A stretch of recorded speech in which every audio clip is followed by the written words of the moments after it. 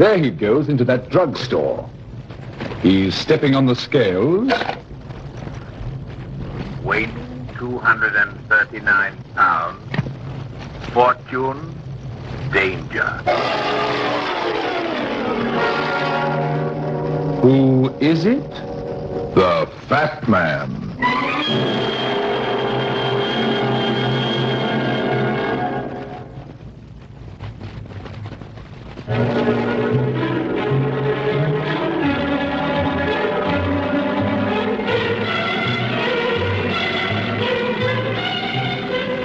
And now, here's the Fat Man in Murder Makes a Black Moon.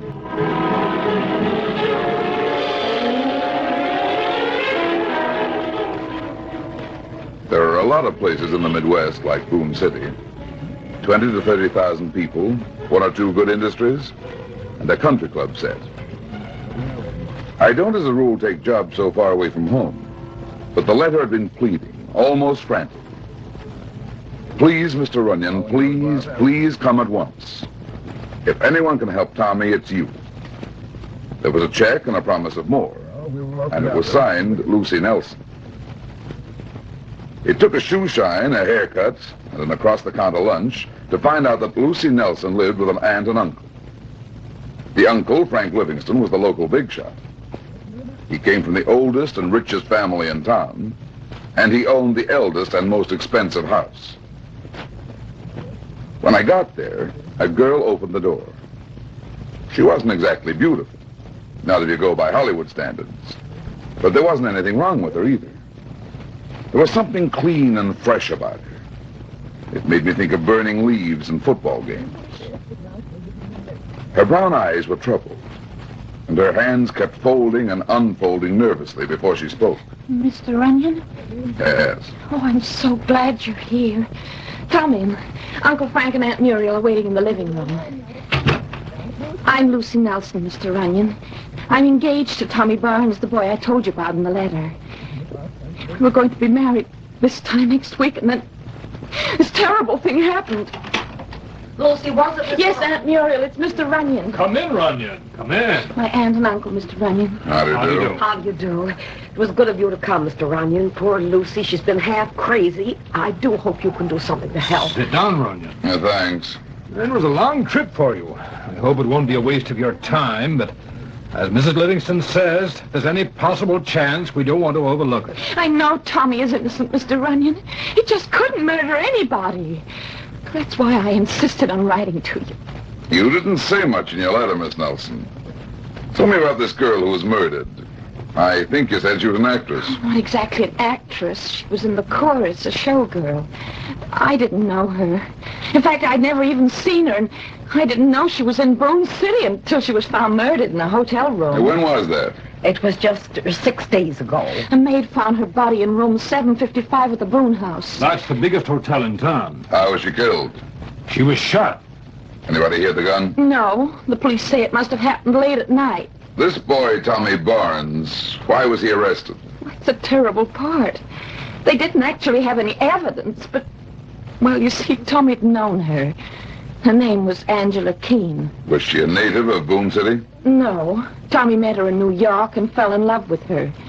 At the time, he wrote me that our engagement was off. Later, he came home to Boone City and got a job.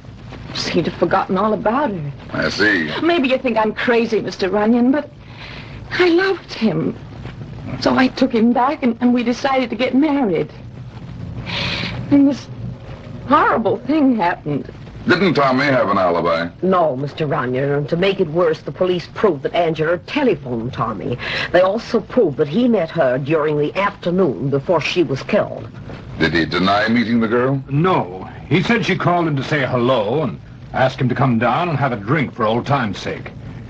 He said he left her at 5:45 and didn't see her again. Didn't he know why she was coming here? He said that she told him she was just passing through and had stopped for the night. She was driving a car then? Yes, it was almost brand new, a beautiful car. Showgirls don't usually drive big, expensive cars. Of course they don't. And that story about just passing through. Tommy had known her, had been engaged to her, broken it off. No, it just doesn't make sense any other way. I like Tommy Runyon. I've known him all his life, but it does look bad. But he didn't kill her. He couldn't. Mr. Runyon, I'm sure there must be... Now, Lucy, you must try and control yourself. We're doing everything we can. I've got the best lawyer in town for the boy, but he told me quite frankly that he didn't think Tommy had a chance. But he's innocent. I know he is. Oh, Mr. Runyon, you can help, can't you? I'll do the best I can, but from what I've heard so far, it looks like the boy's in a tough spot. However, I'll get to work on it. And in case you want me, I'll be at the same hotel the murder occurred in. The Boone House.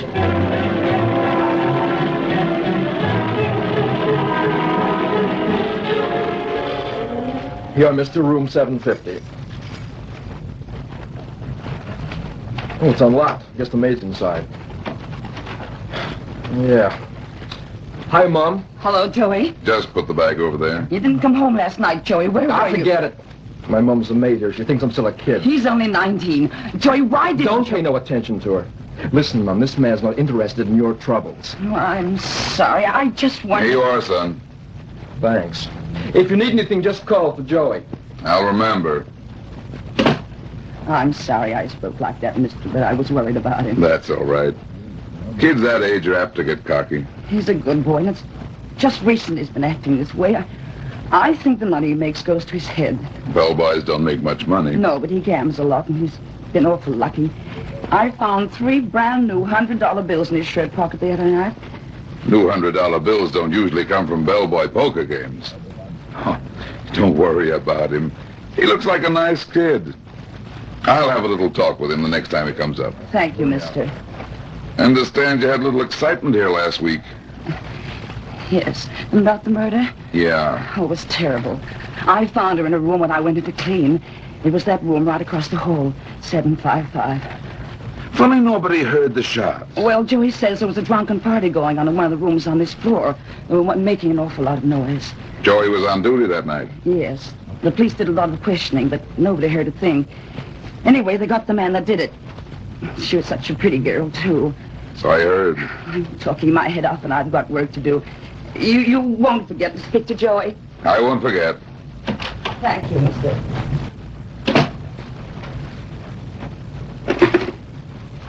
Hello, this is Mr. Runyon in room 750. There's a bellboy down there named Joey. Will you send him up here right away?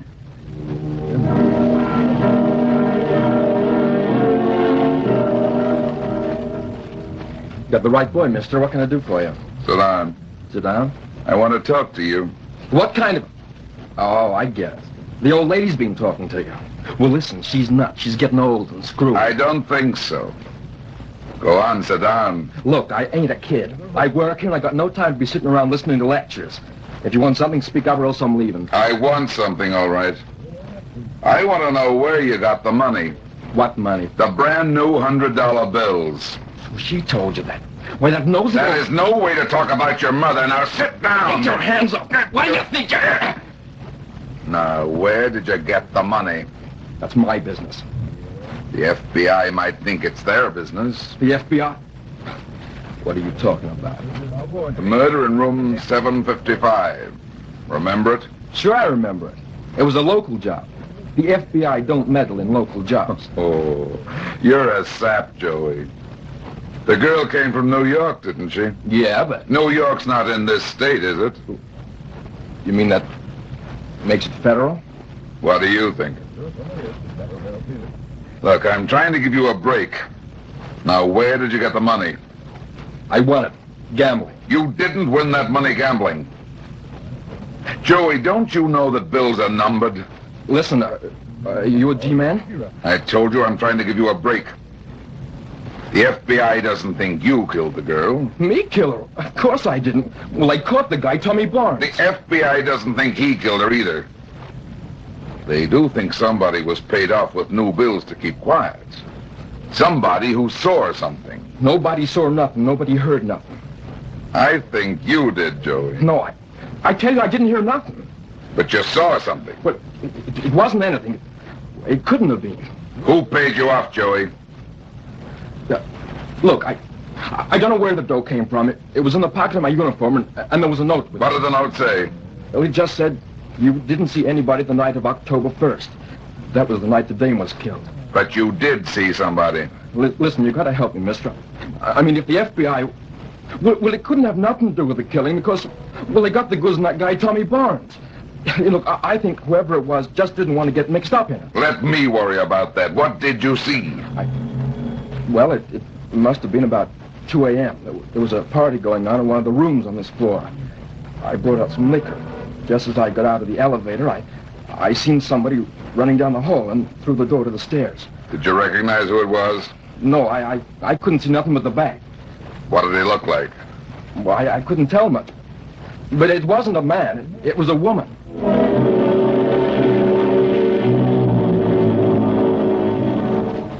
What is it, Mr. Runyon? Have you learned something? Yes, Miss Nelson. It might be important or it might not mean anything. Where's your uncle? Oh, just a second, I'll call him. Uncle Frank? Yes, Lucy? It's Mr. Runyon. Could you come downstairs? Just a minute. What have you found out? Where were you, Miss Nelson, at the time of the murder? Well, I was here at home in bed. Could you prove it? Prove it? I don't know. I was in my room. Well, what do you mean? I mean that somebody saw a woman running down the hall of the 7th floor of the hotel at about the time of the murder. But you don't think that... It could have been you. But... Oh, why, that's absurd. I was here at home asleep. What is it, Runyon? You've made some progress? I think so. I found a witness who saw a woman running away from the murder room. A woman? But I don't understand. Why didn't this witness come forward when Tommy was arrested? Somebody bribed him to keep quiet. Who? He said he didn't know where the money came from. But I think he was lying. Who was the witness? A bellboy in the hotel. Didn't he recognize the woman? He said he didn't. But I've got a hunch he'll be able to identify her if he sees her again.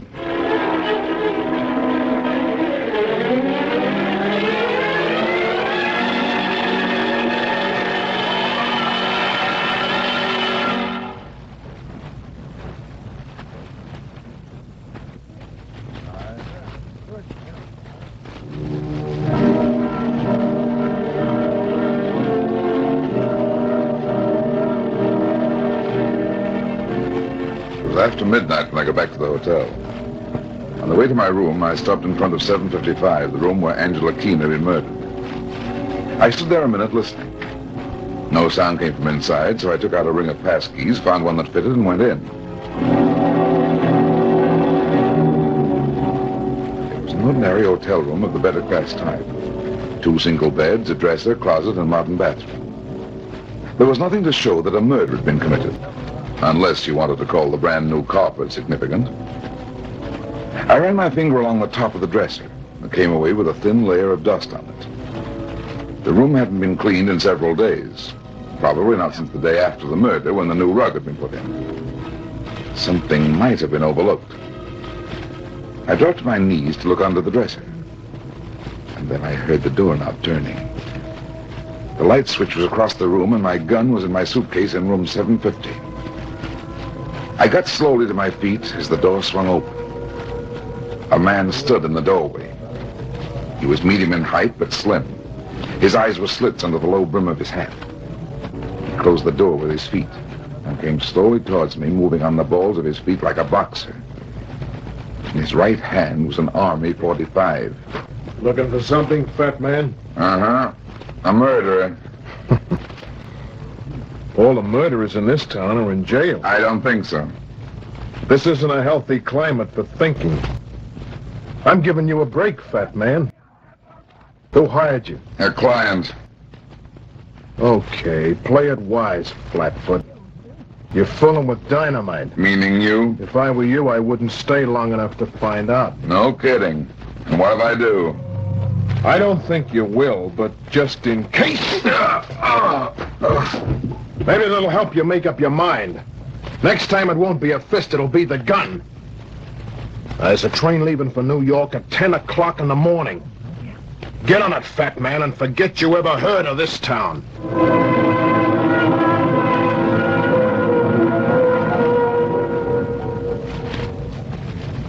Had a visitor last night. A visitor? Somebody with a gun and a good left hook. Drive to number 410 Foster Street. But this man last night, did he... A tough boy. Took a crack at me and told me to get out of town on the 10 o'clock train this morning. I don't understand. Why would... That's the easy answer. Your boyfriend didn't murder Angela Keene. But somebody is pretty anxious to pin it onto him. Do you know who the man was? I'm a stranger in town, sweetheart. I mean, did you see... Well, what did he look like? Dark complexion, about 5'10", slim. His hook isn't as good as it was 10 years ago, but he still knows how. He's in his late 30s, and I think he was a pro boxer at one time. Brass. What? He must have been Luke Brass. Who's Luke Brass? He's a local racketeer. Everybody knows him, and nobody does anything about him. Seems to have a hand in everything. He was a boxer once. Good one, too. You're telling me. But why would he threaten you? Unless he killed Angela Keene. Do you think... Maybe. But if Luke threatened you, he means it. Oh, he's dangerous. Look, it's only 9 o'clock. You can catch that train. I thought you wanted me to prove your boyfriend's innocence. Of course I do, but don't you see that there really isn't any need for you to stay now anyway? When Uncle Livingston told me this morning that the FBI was interested, I felt that they would clear it up. I see. Just the same, Miss Nelson, I think I'll stay. Is this Foster Street? Yes. Where are we going? To call on a bellboy named Joey. I want to see if he can identify the woman he saw running down the hotel hall the night Angela Keene was murdered.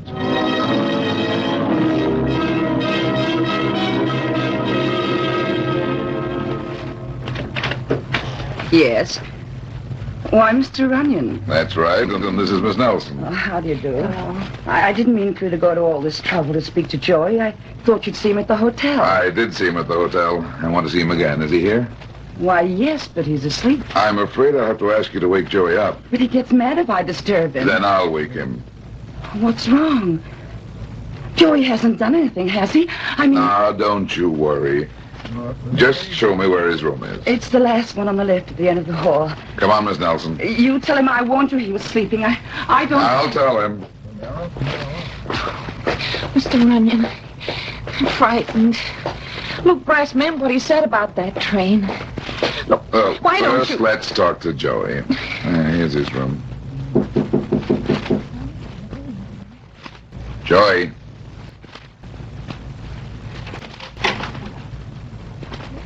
Is he there? Yeah, he's here. Joey. Joey, wake up. What is this? Stay out there. Why? What's wrong? Plenty. Somebody climbed in this window and killed Joey.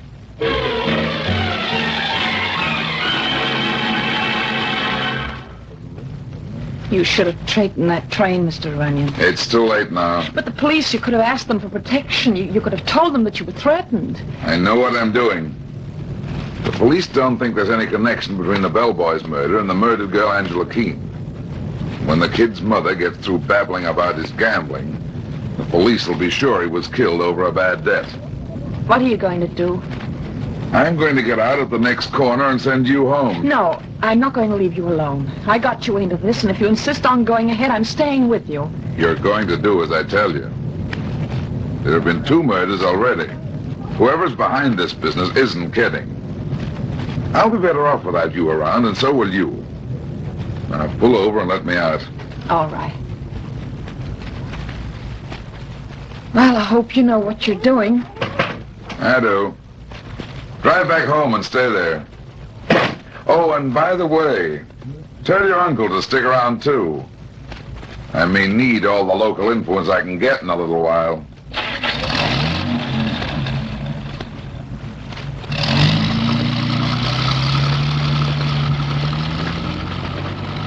Keep walking straight towards that car, fat man, the one with the open door. Hello, Brass. You're driving, fat man. Get in. Suppose I don't feel like riding. This is a gun in my pocket, Runyon. We're going to a nice, quiet spot out in the country.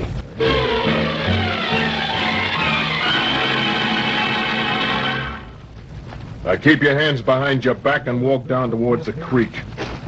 This is a sucker play, Brass. Yeah, and you're the sucker. I gave you a break, fat man. You should have gotten on that train. I haven't forgotten what you gave me. Did you kill that bellboy? You want to know too much, fat man. I help it if I'm inquisitive. That's a big mistake in this town. Who killed the chorus girl, Brass? Who are you covering for? It's not the Nelson girl, is it? Okay, that's far enough. Turn around. I didn't think it was the girl. You're a sap, Brass. Don't you see what he's doing? He? Sure, don't you get it? What are you talking about? He's gonna make you the fall guy. Not this, baby. That's why you're taking the long count. Nobody's throwing me to the FBI. Oh, I told you were a sap, Brass. That's a gag. The FBI isn't interested in this business. You're lying. Use your head. The girl was from out of the States. So what? That's not a federal offense, is it? Yeah, but Don't you see now why he told you the FBI was in it? He knew you'd kill the bellboy and me. Then he could throw you to the cops for everything. Wait a minute. How do I know you're not lying? Let's go see him. Yeah, let's go see him. Maybe that's a good idea. Maybe if he's that kind of a rat, it'll... Why, you... A little judo, Brass. Nice gun, Brass. I'll keep it to replace the one of mine you threw away back there. Listen, Runyon, give me a break. I gave you one. Sure, I'll give you a break. The boss lied to me about the FBI. He didn't know he was lying. What do you mean? That's how I knew he was behind it. I told the bellboy that stuff about the FBI. The boy got scared and told Livingston. He paid off the bellboy, didn't he? Yeah. Livingston got scared, too. If he'd used his head, he'd have known the FBI wouldn't be interested. So he got you to kill the boy. He must have had something on you. It was an old bank job that the federal boys were still interested in. He's been holding it over me for years. I knew that if the FBI came prowling around about this other business, they might stumble on something, so I did what he wanted. The FBI was never interested in the murder of Angela Keene. When Livingston told his niece this morning that the FBI were in it, I knew he must have talked to the bellboy. You said you'd give me a break, Runyon. Yeah, I'm putting this gun in my pocket. What are you talking about? I don't like to get hit without hitting back. Okay, fat man. Maybe you're the one who's a sap after all. No, just a sucker for a left hook when I'm not expecting it. You're telling me? You're good, Luke. You're fast. But you haven't got the steam anymore. How's this? You like that one? That's for 239 pounds. Why don't you say something, Luke? I'll say something, you beat me. Not that way. This way, Luke. You've got a tough jaw, Luke. I'll bet you were pretty good 10 years ago. Now, come on, baby. We're gonna take another ride. This time to the police station.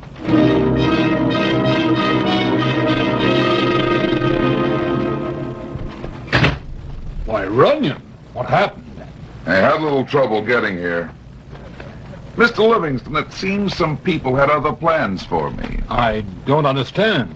Luke Brass. He's in jail, Livingston. It's all over, so you can stop acting.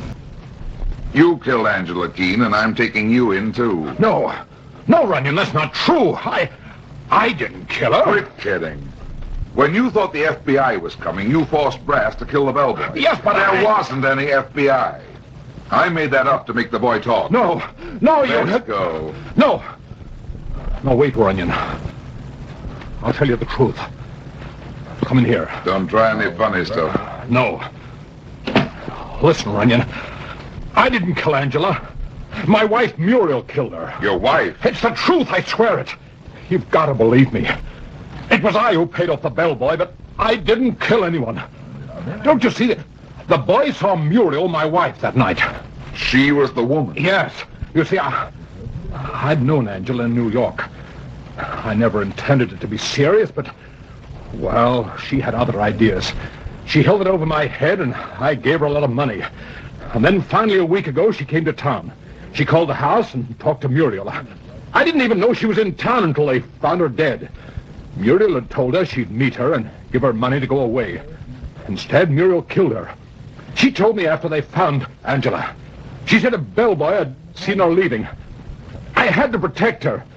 With my position in town, I couldn't afford such a scandal. But you could afford to let an innocent boy go to the chair. No, I wouldn't have let that happen. It's a good story, Livingston, but I don't think it's the truth. I think... Oh, yes, it's the truth, all right, Mr. Runyon. Muriel, put down that gun. You must be out of your mind. No, Frank, I've just come to my senses. I heard everything you said. So it was only your position you were worried about. No, Muriel, no. Don't you see? I see what a fool I was and what a no-good. Muriel, listen. Don't move, either of you. And I thought I loved you. I'd kill that girl for you. I thought you would protect me. You better give her that gun, Mrs. Livingston. She's crazy, Runyon. She's out of her mind. Muriel, put down that gun. Oh, no, Frank! No, Muriel! Don't! Please, Don't you move, Mr. Runyon. Muriel! That's all right, Lucy. I've just finished a very bad job. But Uncle Frank... Is he dead, Mr. Runyon? You didn't need a second shot. Here, Mr. Runyon, take the gun. Well, I'm ready. The police will want to see me, won't they? Yes, I think they will. I'm afraid I'll have to take you too, Miss Nelson. I've done nothing. Why would the police want me? The police don't want you, but somebody else does. Don't you want to be there when they let Tommy Barnes out of jail?